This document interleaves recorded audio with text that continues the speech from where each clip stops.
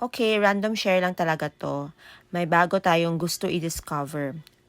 This is the Jenny Moon 40 times Derma Plus Body Booster from Thailand. Fresh na fresh, kaka-deliver lang po. So yes, hindi ko pa siya nagagamit. Hindi pa to review ha. More on first impressions lang and bakit ako na curious. Lately kasi I noticed lotion is not enough. Lalo na pag dry and pagod yung skin. Packaging niya, simple lang, very clean tingnan. Hindi siya mukhang complicated gamitin, which I really like. Based sa description, pang body care talaga siya, bawal sa face, and parang meant to boost your night routine. Hindi replacement.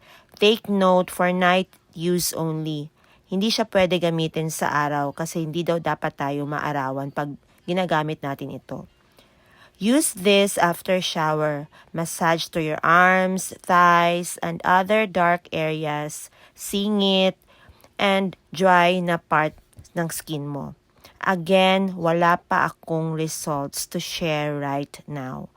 Ayoko ring mag-claim ng kung ano-ano kasi di ko pa siya talaga na-try. But I'm honestly curious kung how my skin will feel after consistent use.